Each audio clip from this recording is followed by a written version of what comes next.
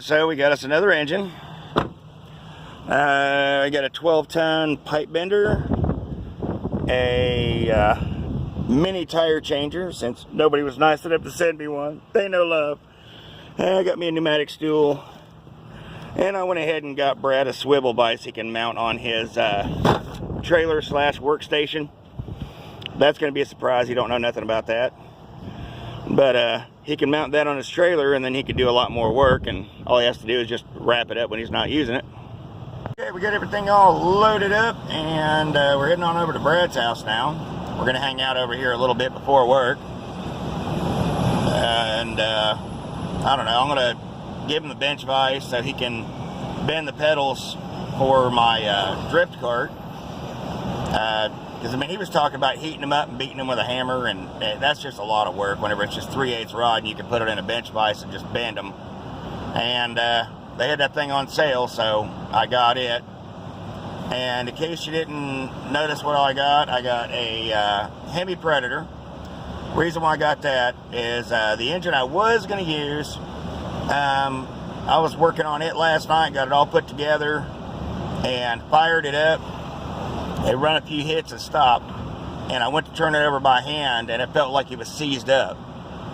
And I'm like, okay, that's weird. So I tore it down, couldn't find nothing wrong with it, and I kept digging deeper, and I found a cracked bearing, cracked crank bearing.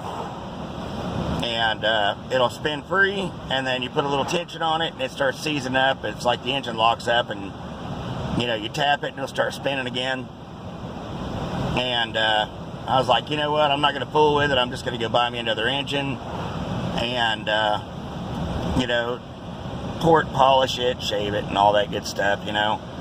And anyway, when I get that done, the one with the cracked bearing, I'm not going to fool with it. I'm just going to rip all the good parts off of it and use the block whenever I build other things, to use it as a mock-up template. Which will be real handy to, you know, have around. And, you know, that's the plan with that one. So I'll have cam, rods, spare head, rockers, bolts, and flywheel, and coil, and all that for a Hemi. I'll have, and, you know, a spare block too. So if I bust a block, I can throw everything in it. And then I'll use the busted block to use as a mock-up. And then I've got a spare side plate, crankshaft, lifters, all that. Piston, rings, rod, you know. So it'll be nice to have a whole bunch of, you know, a complete engine's worth of spare parts. Instead of ordering a set of bearings, I'd rather have the parts. But anyway, we're going over to the secret location of Brad's house, so we'll see you when we get there. Well, everybody, sorry I had to cover your eyes up like that, you know, but I don't have Brad's permission to show you where he lives and everything. I mean, we videotape at his house, we videotape at my house and all that, but look, he's already on it. But, alright, I'm going to give him his present. Oh, a brand new homemade top plate. And that's made out of an old chunk of sign. Yep. And beat with a hammer to bend it. Well, I bent it by hand. I clamped a piece of angle to my back of my trailer and just bend it down, and used the hammer to shape it a little better. Okay, that looks really good. And then the loop is for the catch can I gave you. Mm-hmm. It'll slide in. I'll take a fitting out, slide it through, and then basically tighten the bolt down, which will squeeze the clamp on the can, and the pressure will keep it onto the plate. I need to stay away from Harbor Freight for a while, dude. I spent $400 in there today. Riley, go flip that switch up. Okay. Look, I ain't worried about pulse popping. No. If I don't do this, put a vapor like the bowl, it pisses. So what we need to do then is take the bowl off the carburetor and bend the float tab just a mil. It don't like twist it. It'll go a few drifts and it'll stop. Yeah. But if I do it like this, it won't even do the Well, you know what that could be too. Going off-road is splashing, it hits in the overflow tube and then weeps. Yeah. Or it could be sweat on the top of the carburetor dripping down. Right, but I did set the zip ties up yesterday with the arm a little tight. Yeah. I put through one of the board lights I did. I did the file, clearance that out, and if you look,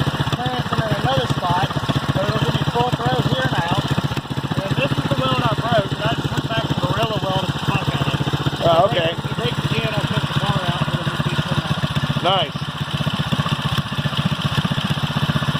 Before we end this video, I want to put a challenge out there. Go-Kart Community and Johnny's Garage are both great channels. And you guys are missing out if you're not subscribing and watching their videos. And I'm going to make a deal with you guys. If we can get those two channels up to the 100 subscriber milestone, then on my channel, I'm going to do another giveaway for another impact driver like the one I'm giving away right now. And I'll give you my word. But we need to hit 100 subs on Go-Kart Community and Johnny's Garage.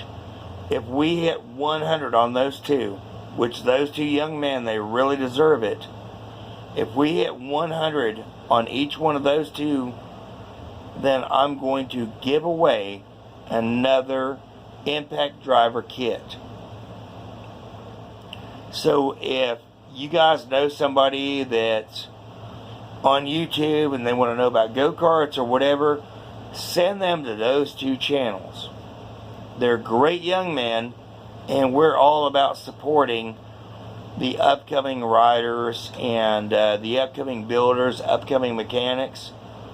So support those channels. Whoa. Shark goes in the way, Chester. Hey, Chester. Shark goes in the way. Wow, he totally left me babysitting my nephews and nieces. Oh, yeah. Yeah. The giant child. Yeah.